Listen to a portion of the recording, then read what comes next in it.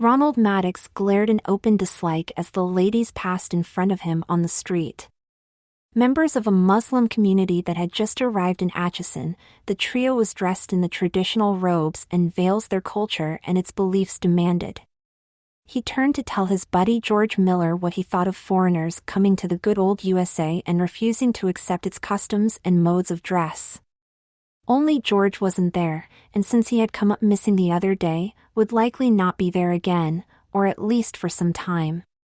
George, of all the times to go get yourself drunk and disorderly in some podunk town, you sure picked a good one this time, with elections and all coming around. Probably sleeping off a real bender somewhere while I stomped the streets working to get folks to vote for Robertson. Some partner you turned out to be, pal, Ron grumbled, then glanced back up to see the 3 Muslim women headed right for him. Or rather to the store he had just left. With a sigh of frustration, he stepped aside to let the women past him, old reflexes setting in even though he wished they hadn't. As they passed, he spoke just loudly enough for them to hear, "Why don't you ladies try and look like you at least belong in this country?" 2 pairs of brown eyes and one of a startling blue stared back at him, wide-eyed with worry and embarrassment. He glared back for another moment, then sighed, turned away. Eugene Roberts' campaign wasn't paying him to stand on the sidewalk and hassle women, even if they were foreigners who dressed strangely.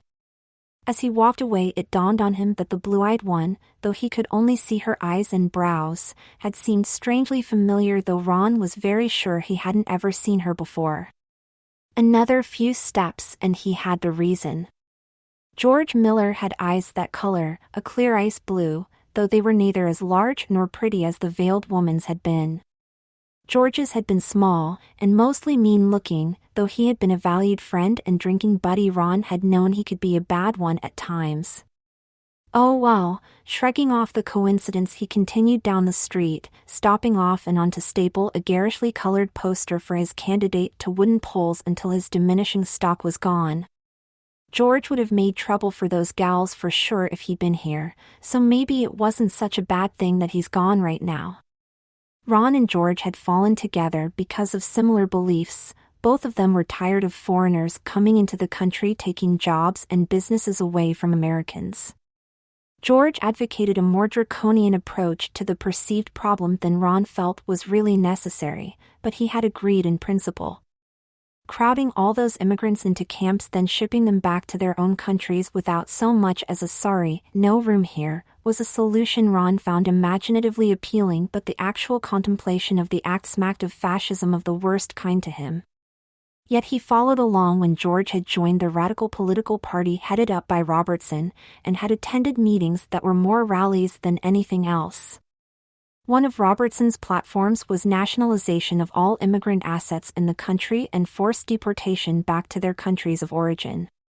Recalling other incidents in history where such things had actually happened, Ron had been reticent in the meetings and reluctant to get into the party more deeply. But he had again followed George and found himself as a volunteer campaign worker spreading Robertson's creed through Atchison and the surrounding towns. What eventually caused him to cave in completely and agree to pass out and post campaign materials was that Robertson's party would give each volunteer a stipend to do the work. Chronically unemployed, George and Ron had agreed to accept the stipend, signing papers attesting to their loyalty to the cause just to get the $50 a day that was offered. Ron had soon found that the volunteers did more than simply hand out brochures and hang posters.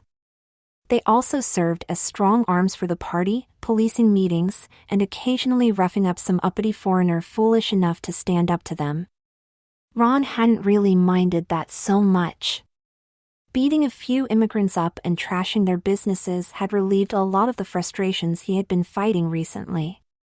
He found it very easy to blame the foreign immigrants for his loss of a job and inability to get another, even though the true reason was right in front of him every time he held a bottle of beer or a drink of hard liquor, though he refused to acknowledge that.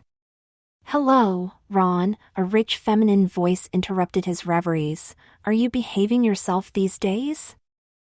"Hi, Sergeant Bergstrom," he answered, turning to look at the pretty young police officer who had arrested him after a brawl in an immigrant-owned business. He at least felt a twinge of embarrassment at her question, and a bit of shame for his acts fought to surface in his mind. Yeah, I'm walking the old straight and narrow lately. Jackie Bergstrom, a newly promoted sergeant in the Atchison police, regarded Ron thoughtfully and with more than a little regret while thinking.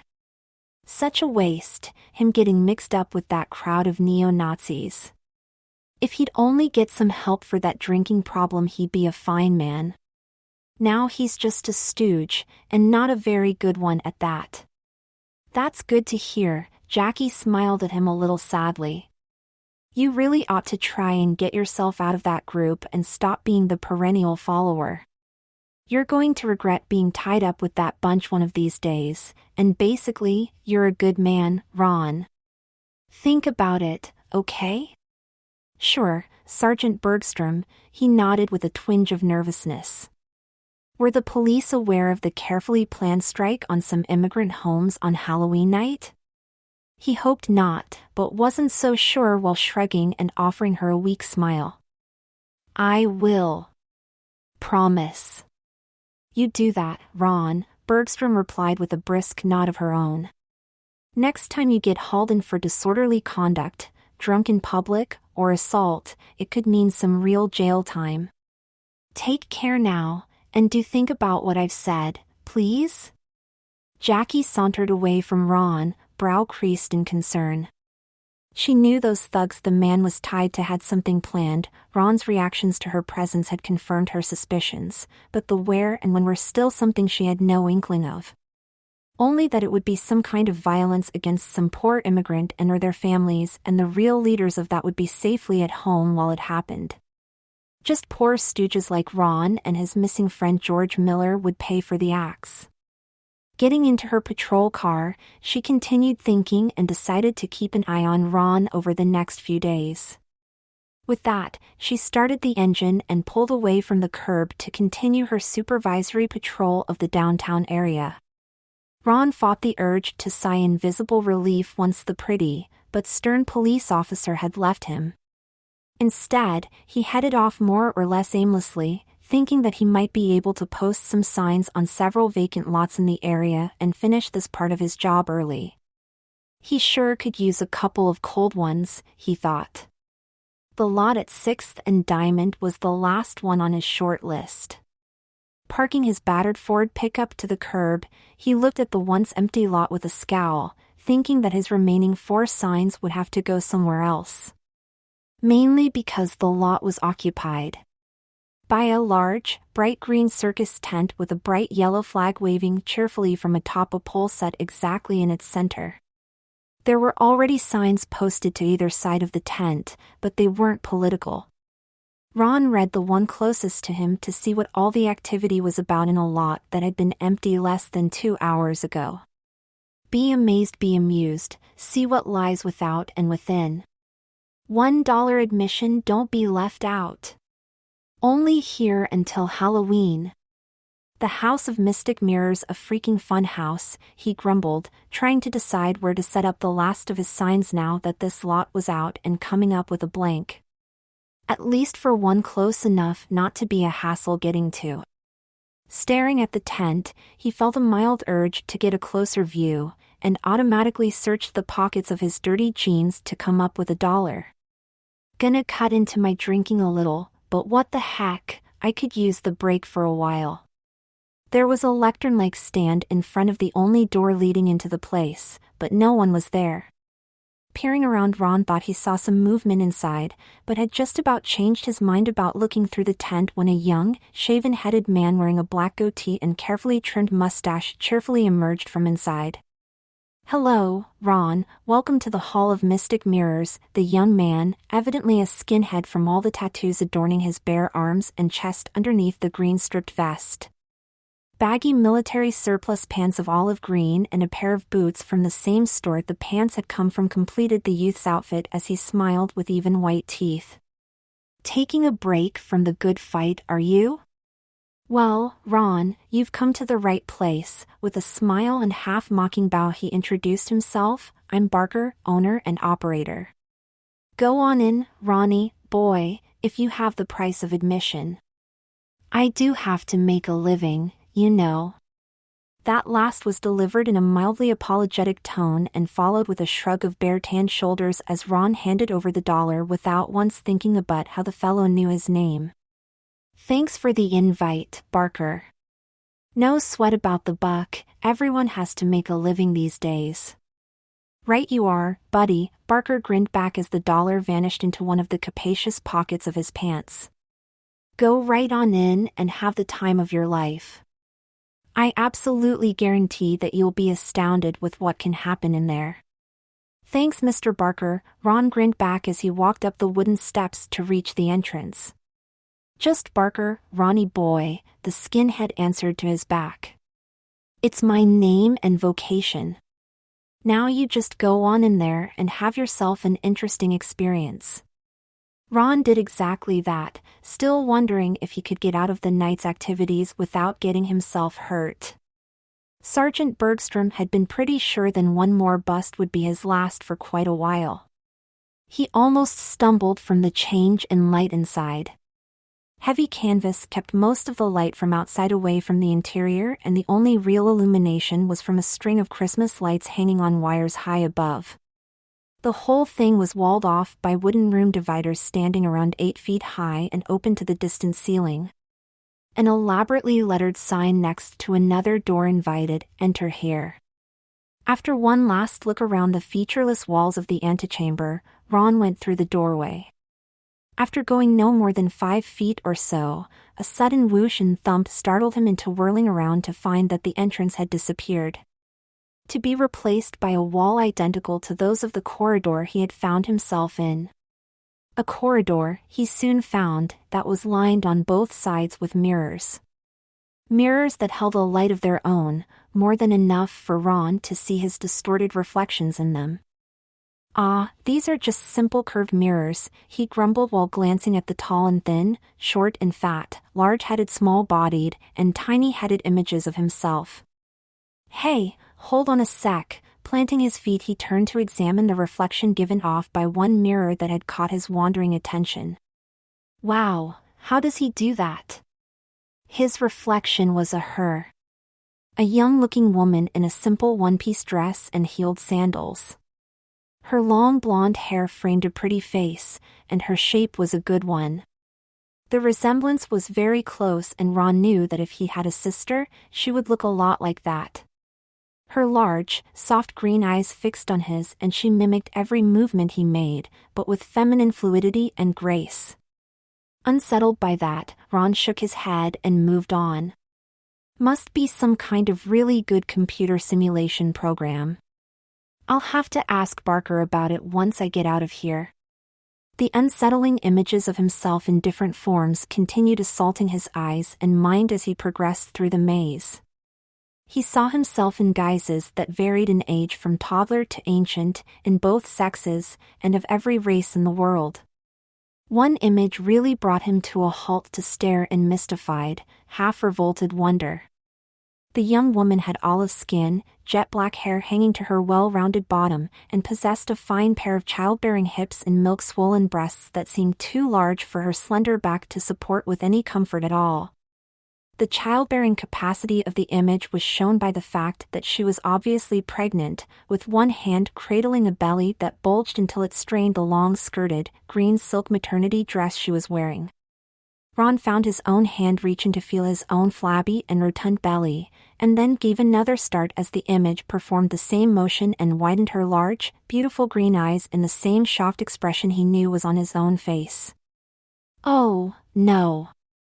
I've had about enough of this place, shaking his head to clear it of the cobwebs that had seemed to gather since he had entered the maze. He walked briskly forward. I'm really weirded out over the things these mirrors do to a guy's reflection. Time to leave before I start really thinking they're real. Hashtag lounging in a recliner that hadn't been in the entry vestibule when Ron had passed through it. Barker watched the proceedings inside with interest and no small amusement through a globe of crystal that obligingly floated at his eye level. Oh, they're real, boyo, you can trust me on that one. Some are just more real than others in the infinite possibilities open to us here. Barker's voice changed into the lilting soprano as his body morphed into that of a petite, lovely Asian woman with sleek shining black hair and large eyes still filled with amusement and a bit of sadness. "I'm sure you'll be finding that out for yourself soon enough, though, Ronnie boy. But you'll remember who you were and what your cronies had planned. Cruel, I know, but necessary just now." Barker's musical laughter held more than a hint of that cruelty as she continued to observe Ron's progress. Hashtag. At the same time, Ron had finally found himself inside a six-sided chamber made up of the same mirrored partitions as the maze had been. He jumped when the whoosh, thump of the door vanishing and becoming another wall sounded just as he reached the center of the room. Man, does this place have me spooked, or what?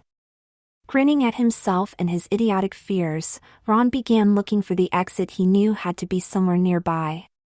His own image was comfortingly reflected back from the mirrored walls as he did. Then without a sound, the walls began moving. Slowly at first, showing him a panorama of 6 Rons all transfixed by what was happening, then faster until the images all blurred into one. Then continued blurring as that one began to change. Ron felt strange twinges and pluckings on the inside, as the room seemed to grow larger than it had been. With a start of fear, he realized that it wasn't the room changing, but himself. He became thinner and shorter, with a waist that narrowed even more than the rest of him, while his hips crackled and expanded in proportion to his new size.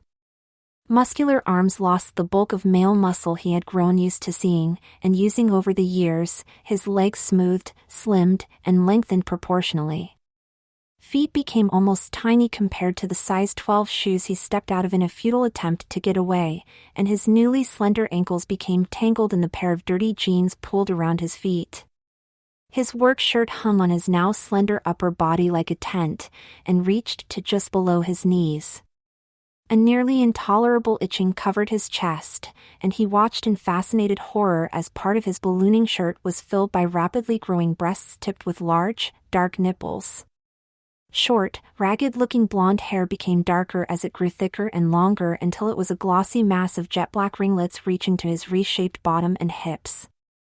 Body hair, on the other hand, made a small blizzard of blonde hairs floating down towards the floor.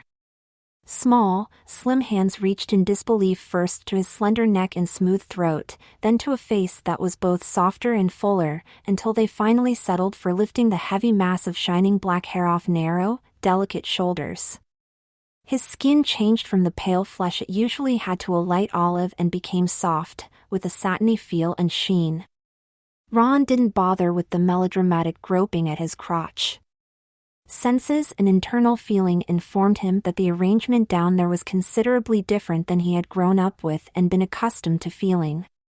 There was no sensation of things swinging or hanging down there. That was enough for the now terrified female standing within a heap of very large men's clothing.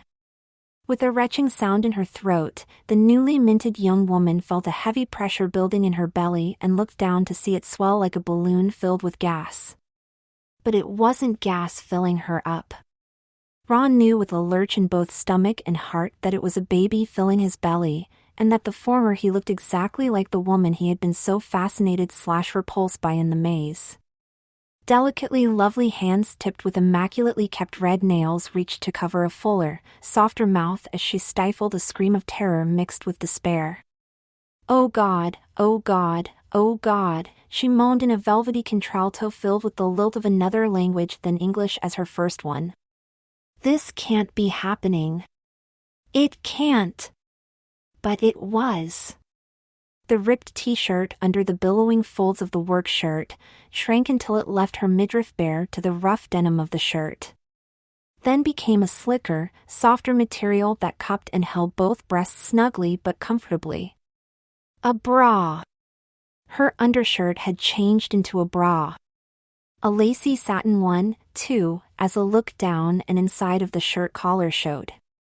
Jockey shorts writhed as they climbed back up her smooth legs and became matching white satin and lace panties that held her hips and bottom just about as snugly as the bra did her breasts.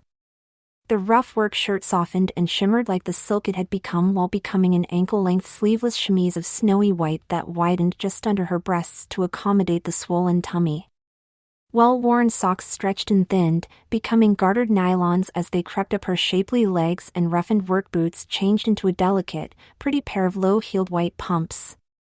The man's jacket, still hanging from narrowed shoulders, lengthened and closed around her body to become a long-sleeved, violet silk outer gown that covered her from throat to feet. A soiled handkerchief cleaned itself and became a large violet silk scarf that covered her new wealth of hair and was pinned tightly just beneath her small, firm chin.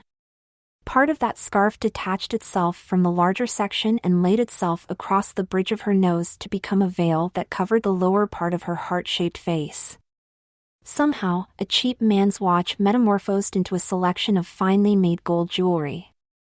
Hoop earrings and pierced ears, a pendant necklace and a mass of tinkling bracelets at each wrist. The finished and dressed young woman also felt the covering of light makeup, lipstick, and a shadow that she now wore artfully. Encumbered a bit by the long skirts and even more hampered by the veil and headscarf, the girl who had been Ron Maddox stared in horrified wonder at what she had become. A flashing yellow light began to strobe from somewhere above and she felt a mild twinge of headache before blacking out. Roxana Abdul, second wife to Hassan, twitched her skirts and adjusted her veil uncomfortably.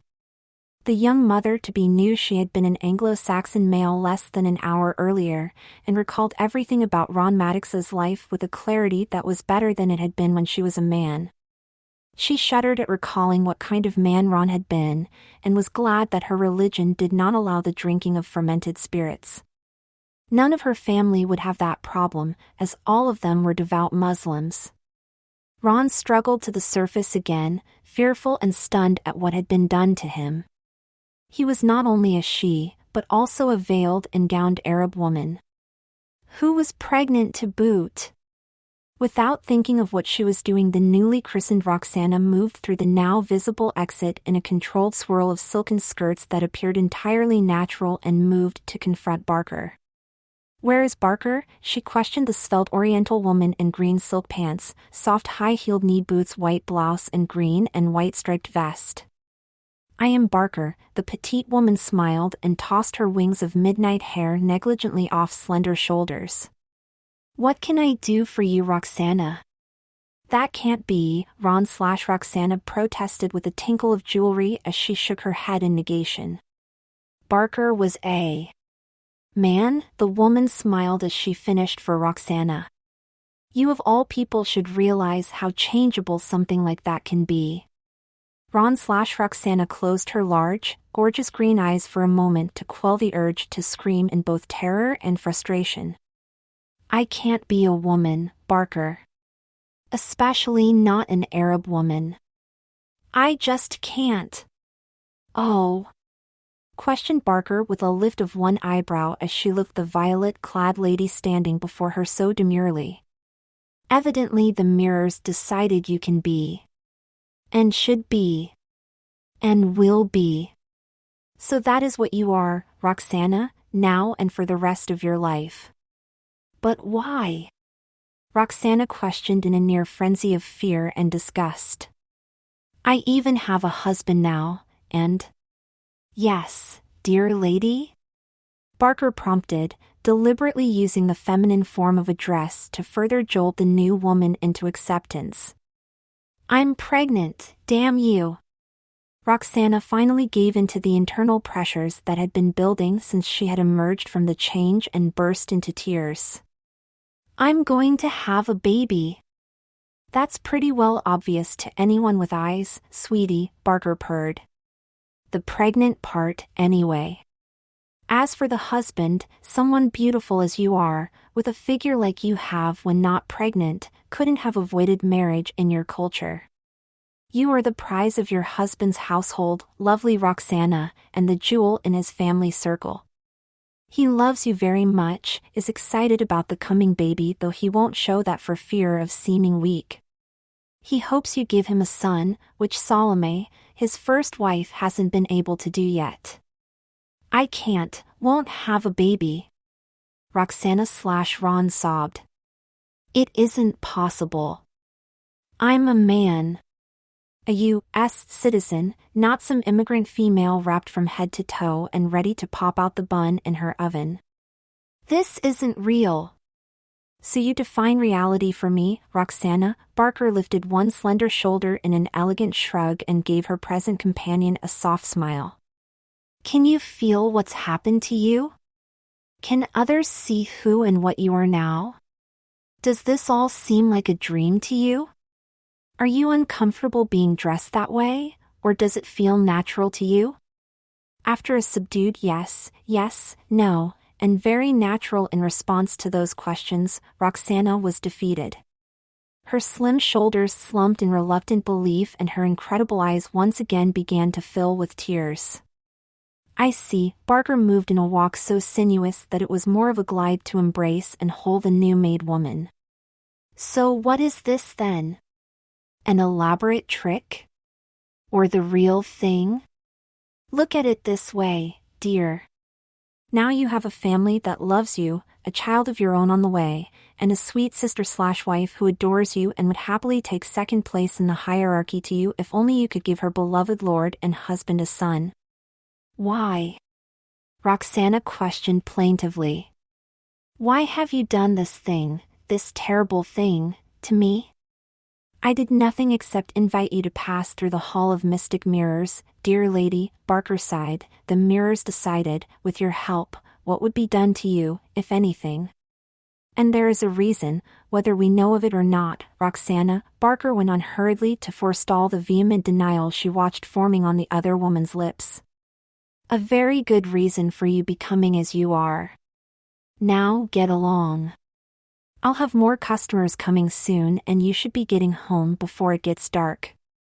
There are some elements in town who don't care at all for your people. Unescorted, you could get into trouble. Trouble? Roxana questioned with the beginnings of a snort that died as she recalled that she was no longer a 6-foot-plus white male who weighed in at just over 200 pounds. Yes, dear, trouble with a capital T in it. Barker went on. You should know what kind and maybe even where it will happen with your memories. Ah, I see more customers approaching. The small oriental woman gave Roxana a sunny smile. I hope you enjoyed your trip through the maze, dear. I hope to see you again before I move on. Goodbye for now, though, and may your house prosper and have many sons to support it in times to come.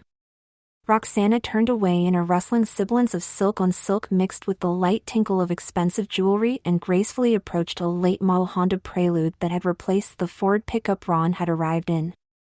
Adjusting skirts and seat to accommodate them along with her bulging tummy, she watched in interest as a group of 4 high school boys approached the tent. A flash of pity filled her when she thought of what was probably in store for at least some of those boys. As she started the little prelude, one of the boys reached into a back pocket to produce a wallet, then handed Barker a number of bills.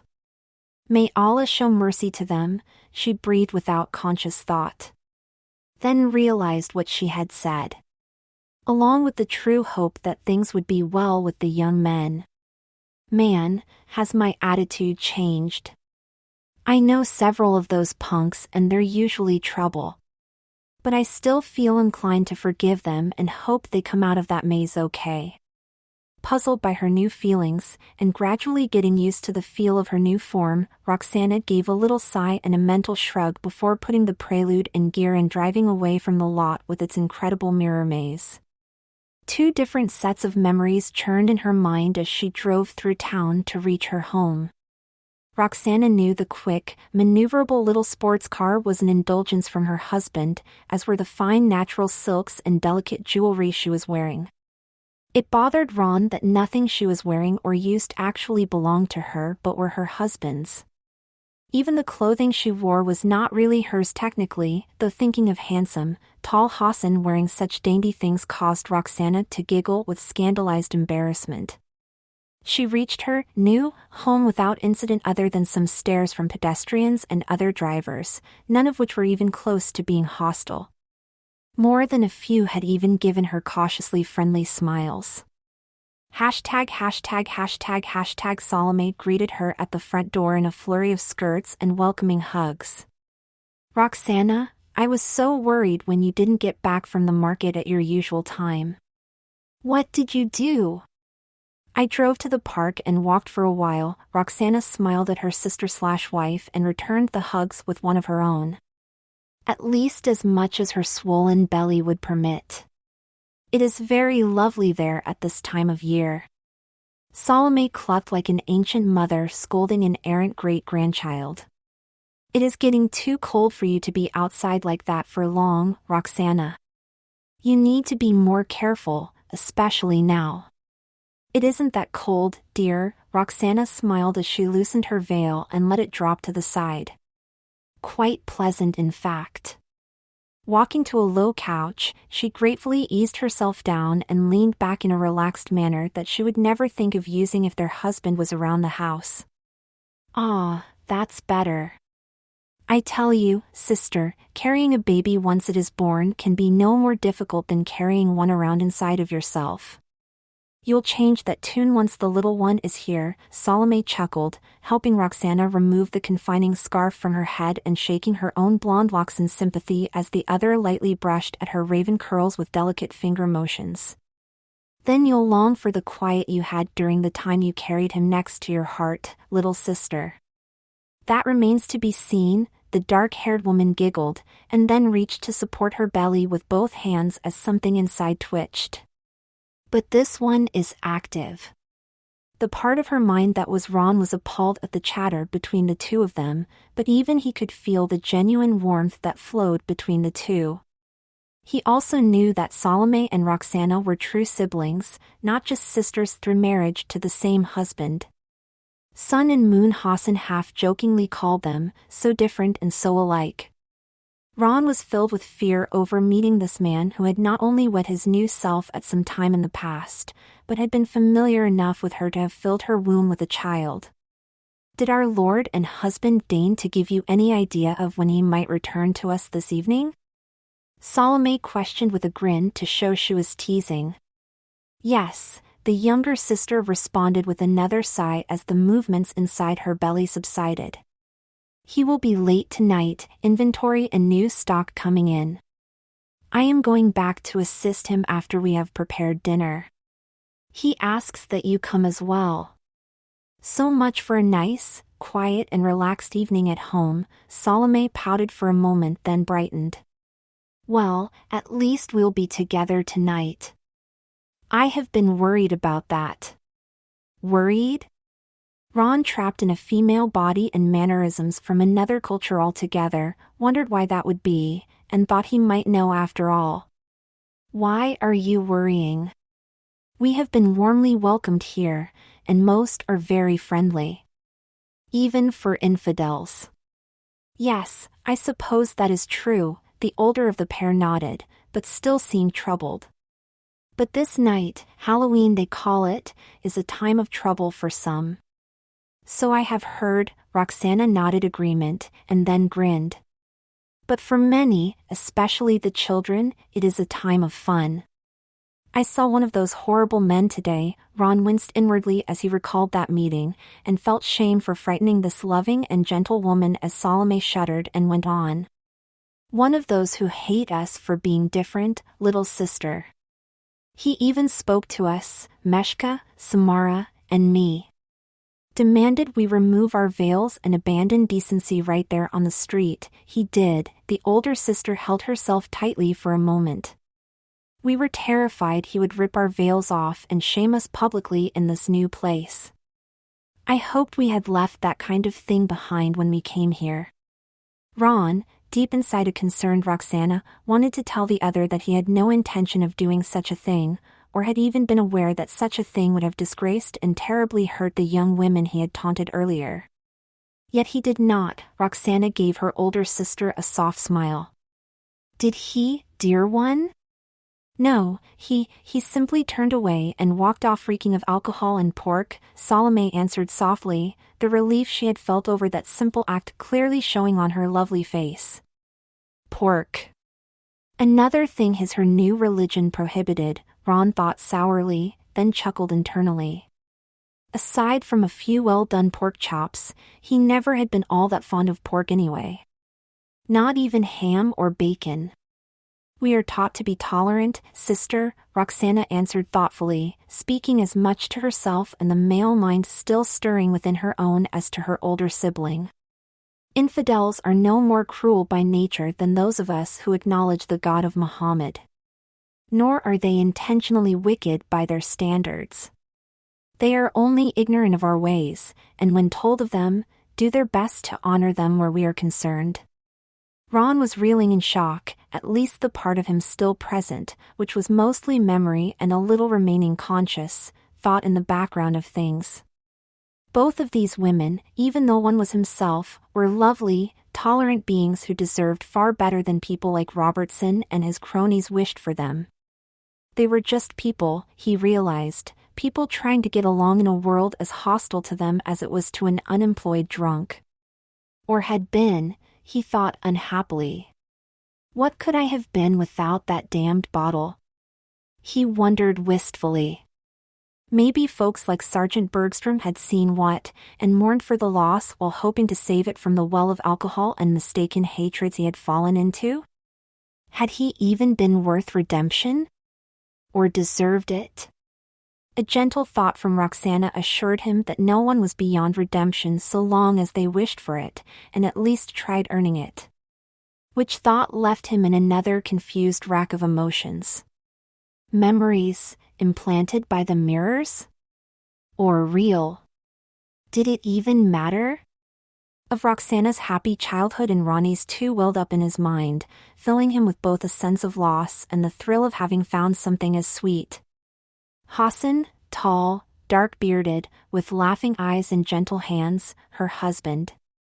A man who worked very hard to give his wives and children the best he could find of everything. How was he so different than a born American father seeing to the welfare of his family? He wasn't, Ron decided. Though the idea of having a husband still caused her stomach to churn and protest, the image of the man in her mind, along with the warm feelings it engendered, was beginning to make the thought palatable. Ron, as Roxana, was even beginning to look forward to embracing her husband, or simply being there to help him as much as she could. Which brought something else to mind, something terrible that was about to happen. Roxana arose, reaching for her headscarf and veil. "Where is Miriam, Salome?" "Samara is watching her," the older woman answered with a puzzled expression. Her little girl wasn't going to be happy when Mama didn't go get her soon, but Samara had planned on either being occupied with the work at the market or seducing her husband. "What is wrong?" "We have to get to the market," Roxana returned shortly. "Something bad is going to happen there if we don't." Quickly wrapping her own headscarf around her beautiful hair, the green-eyed blonde fixed and adjusted her veil as Roxana had hers in place. "What is it, little sister?" "What do you know?" "Nothing, something." "I have a feeling, that's all," Roxana, fueled by Ron's memories of what was planned for the night by his former cronies, waved her newfound sister outside.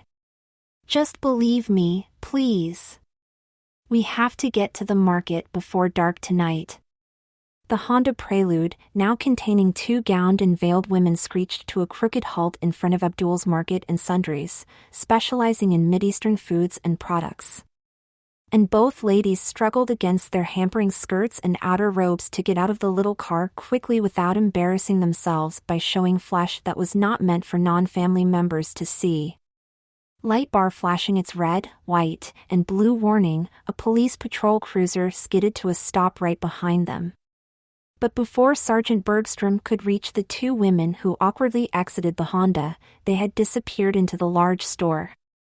Jackie sighed with frustration, called in where she was, and settled down to await their return so she could issue the speeding citation she had started filling out. Roxana and Salome ran into the store as best they were able to discover trouble had arrived ahead of them. Two hulking men wearing ski masks stood over a prone figure both recognized as their husband, while two more held a very frightened couple and several boys at bay beyond the gruesome tableau.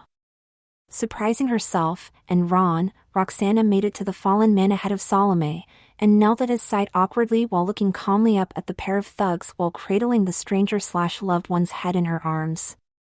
Scarcely noticing the blood that stained her gowns, she allowed Salome to take her place and slowly moved to a spot between the thugs and her little family. "What do you want here?" she questioned, still filled with calm, and very surprised at her coolness in a very dangerous situation. "Why have you harmed my husband, a good man who never wished you ill in his life? Is it money? I will show you the cash register and safe. Is it something else? Tell, or show me and I will do my poor best to give it to you. Just leave him, and our customers alone. That is all I ask of you." "Get out of the way, lady," one thug growled, and Ron's memory identified Sam Waterfield, one of the better ones, he thought, but still dangerous. "I don't want you hurt." "Hey," his companion threw in nervously. "Nobody said nothing about women being here. Especially not a pregnant one. I ain't going to do nothing to hurt an expectant mama." "Then go away, now," Roxana smoothly answered his worries. "Leave us in peace and we won't say a thing to anyone about this. I swear to you we won't. Just leave us alone and in peace. We have done nothing to you. Why do we deserve such treatment?" Waterfield blew out a disgusted breath under his ski mask, and then growled to his worried companion, "Then get out of here, you gutless wonder." "What have you done?" He turned to Roxana with an almost plaintive note in his voice. "You've come to this country, taken over businesses, and jobs that people who belong here need to survive. You're taking our livelihoods away and you ask what have you done? Now get out of the way, and tell your friend to move away too. We won't hurt either of you, or them," he indicated the customers with a slight jerk of his head. Then stared down at the groaning Hassan. "It's him we want. We bring prosperity to places that have not known such a thing in years," Roxana returned calmly, looking directly into the thug's eyes.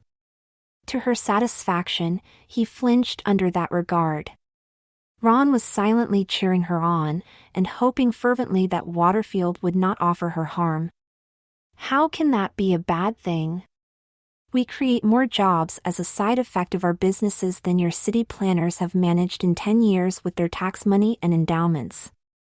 We bring you the chance of a better life, and you treat us in this shabby manner? Shame. I am ashamed to have tried to help such ungrateful people. As for moving away from my husband so you can beat him more while he is helpless," Roxana squared her small shoulders, making Ron proud that he had become her, and faced the much larger men. "I will not. He is my life. Take his and you take mine, along with our unborn child's. It would be kinder than leaving us bereft of husband and father. I will die before standing aside for you to do such a thing." Waterfield stared, then glared at the improbably strong young woman watching him impassively from over her veil. Then glanced down at her obviously pregnant belly. Then closed his eyes and swallowed. He moved to push her aside, an easy thing for him to accomplish physically, but seeing her standing so straight and courageous, filled him with shame. "Maybe you're right, lady. Maybe you're right at that, about everything. Come on you guys," he motioned for the others to head for the door. "We've done enough here for tonight. Let's go home." "Good idea, friend," Jackie Bergstrom holstered her service revolver with a sigh of relief. "Why don't you all go home and think real hard about the economics lesson the lady just gave you?" All 4 thugs slunk out like the beaten dogs they felt like, and Roxana nearly collapsed into a heap beside the husband that she had really never met, but loved in spite of that. Strong arms wrapped themselves around her shoulders, lending support and easing her into a sitting position. She turned to thank the man, and found herself looking into the male half of the American couple who had been watching the incident in helpless frustration. Thank you, she managed to get out before turning to see that Salome had Hassan conscious and sitting up. Returning her regard to the smallish man who had seemed so strong to her, she smiled with eyes and mouth. I will be fine in a moment. Just let me catch my breath. We all aren't like those jerks, lady, he softly assured her with emphasis on the title. It showed a great deal of respect, and Ron found himself glad for the first time that Roxana went veiled because she was blushing furiously under the strip of violet silk. Believe that, please. I do, Roxana replied, adjusting her veil to further hide traces of her extra coloring. And truly hope to see you and your wife visiting our store again, sir. Mark, he corrected her with a grin. My name's Mark Hennessy and my wife over there is Rhonda. The young woman, somewhat plain, but beautiful in her love for the young man she had married, smiled and waved while Mark went on. Are you sure you're all right? Very, she answered with a small laugh, then offered her small hand in a gesture Ron found familiar and Roxana considered strange but useful. My name, by the way, is Roxana Abdul, and I am most pleased to make your acquaintance, Mark Hennessy, as well as that of your wife. Ron, startled, realized that he had used the female and Arabic name to identify himself for the first time since he had been transformed. And decided that it felt good. Right. He had already given up the idea of becoming a man again, and knew that as a woman, she could do far worse than Hassan and Salome for family. Help me to stand, please, she questioned Mark, and accepted his hand to help in gaining her small feet.